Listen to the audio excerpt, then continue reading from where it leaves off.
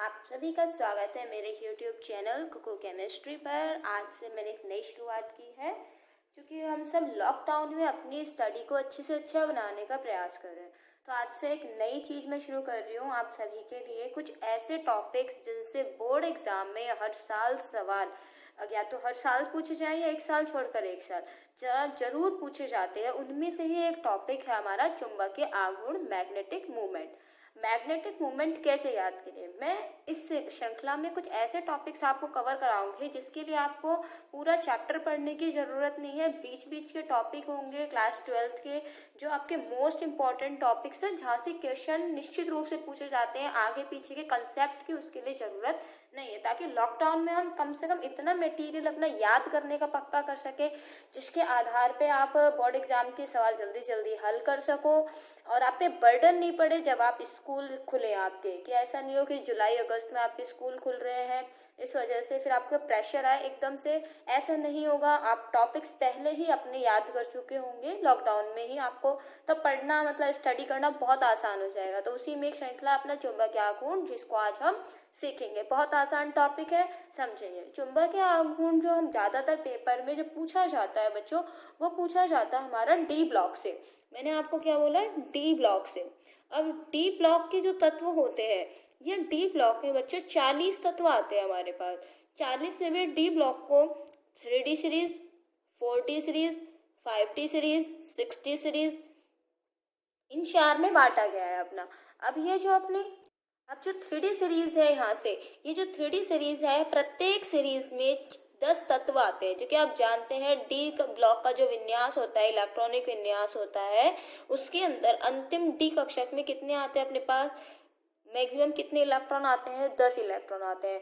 3D का मतलब वे तत्व जिनका अंतिम इलेक्ट्रॉन 3D कोश में जाता है, उसमें 10 इलेक्ट्रॉन आते हैं। इसी प्रकार से 4D, इसी प्रकार से 5D और इसी प्रकार से 6D आता है अपना। ठीक है, अब मैं यहाँ से सबसे पहले आपको 3D के तत्व लिखना सिखाऊंगी कि 3D के तत्व आप कैसे लिख सकते हैं। तो सबसे पहले तो हम 3D सीरीज के तत्व लिखना सीख लेते हैं, क्योंकि हम सभी जानते हैं कि ये तत्व होते हैं इसके। मैं लिख देती हूँ आपके सामने।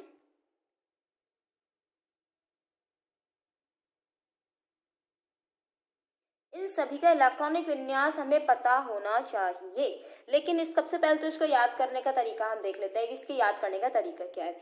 सबसे पहले स्कैंडियम आता है। स्कैंडियम का इलेक्ट्रॉनिक परमाणु क्रमांक कितना है, 21। टाइटेनियम 22, इसी प्रकार से यहाँ 23, 24, 25, 26, 27, 28, 29 और ये 30। ये इसके क्या हो गए, परमाणु क्रमांक। इसकी याद करने की ट्रिक क्या है, पहले वो भी बता देते हैं हम आपको। Sc मतलब स्कैंडियम है, लेकिन ट्रिक क्या होगी इसकी, इसका टीवी कचरे में फेंको। इसका टीवी कचरे में फेंको, इसका मतलब स्कैंडियम। टी मतलब टाइटेनियम, वी मतलब वेनेडियम, कचरा मतलब क्रोमियम, में मतलब मैग्नी, फे मतलब आयरन मतलब फेरम, को मतलब कोबाल्ट, नी का जी मतलब निकल कॉपर जे। ठीक है, या फिर आप इसको ऐसे बोल सकते हैं, एचटीवी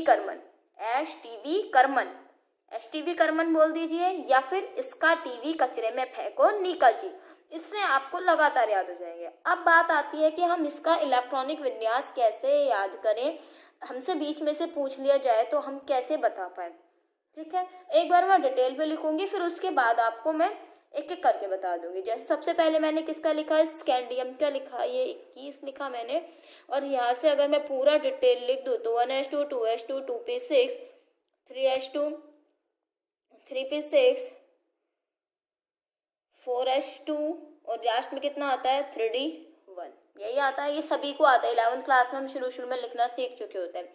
फिर भी मैंने एक बार लिख दिया बस, केवल स्कैंडियम के लिए। 2 और 2 4, 4 6 10, 2 12, 6 18 और 2 ये 18 हो गए। यहाँ तक अपना कितना हो गया, 18। 18 को क्या बोलते हैं, आर्गन। और लास्ट का जो बचा 4s2, 3d1, इसमें d को पहले लिखेंगे और s को बाद में लिखेंगे। ठीक है, क्या आया, 3d1 4s2। एक बार मैं यहाँ पे लिख देती हूँ, क्या आया हमारा, आर्गन, डी को पहले और एस को बाद में, 3d1 4s2। अब देखिए यहाँ से, अब हमें क्या करना है, एक तो हमारा क्रोमियम जो है इसको गोला कर लो और एक इसको कर लो कॉपर, ठीक है। बाकी सबके लिए आर्गन तो सबके लिए आ गया, आर्गन क्या आ जाएगा, सबके लिए आ जाएगा, यह आ गया आर्गन सबके लिए। आसानी समझना है इसको, आराम से तसल्ली से, बहुत अच्छी सी चीज सिखा रही हूँ, फटाफट से आप निकाल लेंगे चुंबकीय आघूर्ण। आर्गन आ गया सबके लिए। आर्गन के बाद हमारा 21 में कितना आ रहा है अंक, 1। कितना आ रहा है, 1। तो हमने क्या लिख दिया, 3D के पास 1। टाइटेनियम में कितने आ रहा है गिनती में, 2। तो 3D में कितने जाएंगे, 2। वैनेडियम में कितना आ रहा है, 3। तो 3D में कितने जाएंगे, 3। मैंने क्रोमियम को गोला कर दिया, उसको मत देखना भी। मैग्नीज में कितने जा रहे हैं, 5। तो 3D 5। इसी तरह से 3D 6, 3D 7, 3D 8, इसको गोला कर दिया है। और ये 3D में कितना नीचे, 0। 0 मतलब 10, 0 मत कर देना। 3D में कितना आएंगे, 10। अब ये जो मैंने यहाँ के लिखे थे 4s2 4s2, ये कंटिन्यू कर दो सब में, 4s2 4s2 4s2, क्या कर दिए, कंटिन्यू कर दिया। अब इसका छोड़ दिया, हमारे पास कितने आएंगे भाई, ये कितना है, क्रोमियम में 24 इलेक्ट्रॉन आएंगे। 18 और 2 20 होना चाहिए, यहाँ 4 आनी चाहिए इस हिसाब से। लेकिन यहाँ पर 4s2 में 2 नहीं आएगा, यहाँ पर 4s कितना आएगा, 1। इसीलिए बस मैंने यहाँ नहीं किया था, ताकि आपको मैं अलग से बता सकूं कि 4s में कितना आएगा, 1 आएगा। कॉपर में भी 4s कितना आएगा, 1। अब 24 यहाँ 4 लिख रहा है, यहाँ 24 नहीं आएगा, यहाँ कितना आएगा, 5। और इसमें कितना आएगा, 10। ये अपवाद है दोनों अपने, ये दोनों क्या है बच्चों, अपवाद है। 3D 5 4s 1। बाकी आपको किसी का भी पूछे, ये इसका सीधा इलेक्ट्रॉनिक विन्यास होगा। 7 है तो 3D 7, 6 है तो 3D 6, 2 है तो 3D 2, ठीक है। यहाँ से ये इलेक्ट्रॉनिक विन्यास हमें लिखने आनी चाहिए, ध्यान रखिएगा। एस को बाद में लिखना, डी को पहले लिखना। अब इसके आगे की बात हम करते हैं। आगे की बात में क्या आएगा अपने पास कि हमें यहाँ से चुंबकीय आघूर्ण किस प्रकार निकालना है। तो चुंबकीय आघूर्ण निकालने का जो सूत्र होता है, म्यू इक्वल्स टू n+2, ये सूत्र आपको रट जाना चाहिए। n का अर्थ क्या है, n का अर्थ है युग्मित इलेक्ट्रॉन की संख्या। n का अर्थ क्या है बच्चों, अयुग्मित इलेक्ट्रॉन की संख्या। ये हमारा सूत्र है, कई बार सीधे सूत्र आ जाता है, चुंबकीय आघूर्ण निकालने का सूत्र बताइए। तो n+2, n बराबर अयुग्मित इलेक्ट्रॉन की संख्या। अब कैसे निकालते हैं, चलो इन्हीं में से एक उठा लेते हैं हम यहाँ से। जैसे वो कहते हैं आपसे, कॉपर में अयुग्मित कॉपर का चुंबकीय आघूर्ण ज्ञात कीजिए। कॉपर का क्वेश्चन हमने लिख दिया, कॉपर का चुंबकीय आघूर्ण ज्ञात कीजिए। तो कॉपर का चुंबकीय आघूर्ण ज्ञात करने के लिए बच्चों यहाँ से हमने क्या लिखा, 29 कॉपर। इलेक्ट्रॉनिक विन्यास एज इट इज उठाइए बच्चों, आर्गन 3D 10 4s 1 लिख दिया। अब इसके बाद आपको इसके इलेक्ट्रॉन भर के देखने होंगे, बिल्कुल तरीके से करिएगा, गलती नहीं करनी है। डी कक्षा कितनी होती है, 5, 1 2 3 4 और ये 5। 4s s कितनी होती है कक्षा, 1। अब इसमें 10 इलेक्ट्रॉन भर दीजिए इसके, 1 2 3 4 5 6 7 8 9 और ये 10। और कितने अयुग्मित इलेक्ट्रॉन कितने हैं बच्चों, 1। इट मीन्स यहाँ पर n की वैल्यू कितनी आएगी बच्चों, 1 आएगी n की वैल्यू। अब इसको सॉल्व कर दीजिए, देखो फॉर्मूला आपके सामने, ये रहा फॉर्मूला। अब मैं इसको सॉल्व कर रही हूँ। n की वैल्यू कितनी है, 1। तो 1 प्लस 2 बराबर कितना हुआ, 1 2 और 1 3। आंसर कितना आया, √3। और इसकी इकाई होती है बोर मैग्नेटॉन Bm। समझना ही चीज आपको यहाँ से। तो इस प्रकार से हम यहाँ से इसको निकाल लेंगे, ठीक है। देखिए चलिए अब आगे कैसे करना है। इसके बाद हमें आगे मैं दूसरा एग्जाम्पल लेती हूँ यहाँ से बच्चों। क्वेश्चन मैंने लिया टाइटेनियम का चुंबकीय आघूर्ण ज्ञात कीजिए। देखिए निकालेंगे टाइटेनियम का चुंबकीय आघूर्ण क्या होगा। अब एस हमने बता रखा है, इसका टीवी मतलब दूसरे नंबर पे आ गया, मतलब क्या हो गया, ये 22 का मतलब इसका इलेक्ट्रॉनिक विन्यास लिख लीजिए। ये कितना कह रहा है, 2 का मतलब 3D में कितना आएंगे, 2। 4s तो 2 चल ही रहा है, कोई दिक्कत नहीं है। फिर से इसको लिखिएगा 1 2 3 4, 1 2 3 4 5, कक्षा 5 बना लीजिएगा तसल्ली से एकदम। टी कितनी है, 2, 1 और ये 2। 4s कितने हैं यहाँ से, 2, 1 और ये 2, भर गए इलेक्ट्रॉन।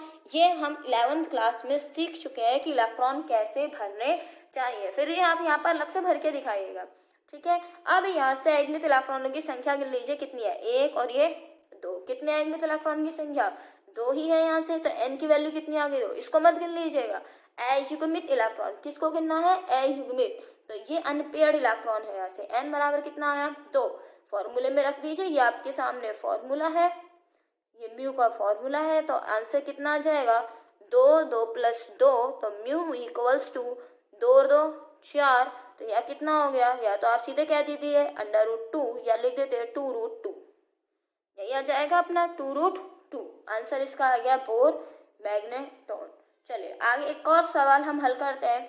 मैंने अभी आपको कॉपर का बताया था, अब मैं कॉपर का नहीं निकाल रही हूँ, किसका निकाल रही हूँ, मैं कॉपर +1 का निकाल रही हूँ, Cu+1 का निकालने के लिए जब भी किसी आयन का चुंबकीय आघूर्ण आपसे पूछा जाए तो बच्चों सबसे पहले प्रश्न हमारे पास है Cu+1 का चुंबकीय आघूर्ण ज्ञात कीजिए, ठीक है, चुंबकीय आघूर्ण ज्ञात कीजिए। तो Cu+1 लिखने के लिए सबसे पहले आप क्या लिखेंगे 29 कॉपर, ये तो आपको याद करना पड़ेगा, मैंने आपको ट्रिक बता दिया, अच्छे से ट्रिक को इस टाइम पे, अच्छा आपके पास समय है, खाली समय है, घर पे आप रह रहे हैं, तो आप अच्छे से इसको ट्रिक को याद कर लेना और फिर उसके बाद आप इसको सॉल्व करिएगा। कॉपर 29 नंबर पे आता है, मैंने आपको बताया था ये अपवाद है, इसीलिए यहाँ 4 3D में 9 नहीं जाएंगे, कितने जाएंगे 10 जाएंगे, और ये 4s1 गिन के देख सकते हो, चाहे आप 18 और 1 19 19 10 29।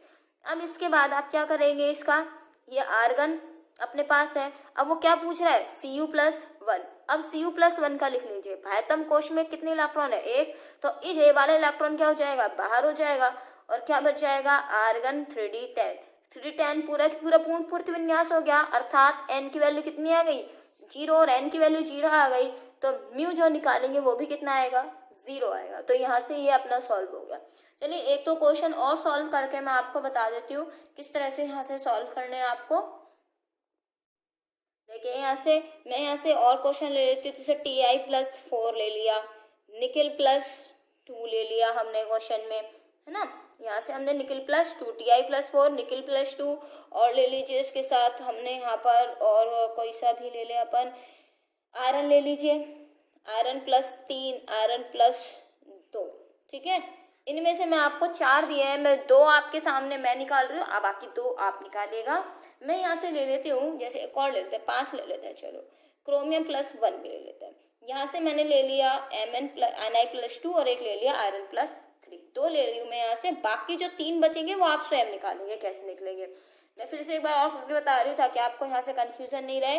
Nickel+2 निकालने के लिए सबसे पहले हमने क्या लिखा निकल, अब आप ट्रिक का इस्तेमाल करके देख लीजिए, अपने पास ट्रिक क्या है, इसका टीवी कचरे में फेंकोनी, कितना आ गया 28, 8 पे आ गया, 8 मतलब क्या हो गया 28, तो इसका मतलब निकल का कितना लिखना है 28 लिखने के बाद हमने वही इसका लिखा आर्गन, 8 का मतलब क्या होता है 3d8, हो गया सिंपल, अपने को याद भी नहीं करना पूरा, और ये 4s2, 18 2 20 28 हो गया। अब इसके बाद क्या करना है आपको, वो क्या कह रहा है आपसे Nickel+2, अब इसको हम किस में चेंज करेंगे Nickel+2, आयन भी दिया हो लेकिन आयन की बजाय सबसे पहले परमाणु करना है, फिर आयन को लिखना है हमें। ये Nickel+2 अपने पास आ गया, इसका मतलब कितने इलेक्ट्रॉन बाहर निकालने हैं 2, तो ये जो 2 इलेक्ट्रॉन है इनको क्या कर देंगे हम बाहर कर देंगे, और क्या बच जाएगा आर्गन 3d8, बच गया आर्गन 3d8। अब ये जो 3d8 बचा है 1 2 3 4 और ये 5, 8 इलेक्ट्रॉन लिख के दिखा दीजिए, 1 2 3 4 5 6 7 8, ये हो गया 3d8। अब इसमें अयुग्मित इलेक्ट्रॉन हम गिनेंगे, देखो ये युग्मित है, ये भी युग्मित है, ये भी युग्मित है, अयुग्मित कितने आ गए 2, तो n की वैल्यू कितनी आ गई 2, बस n की वैल्यू आते ही फॉर्मूला लिया Nn+2 फॉर्मूले में रखा, ये फॉर्मूले में रखते ही आंसर आ गया √a या 2√2 बोर मैग्नेटॉन, हो गया सॉल्व।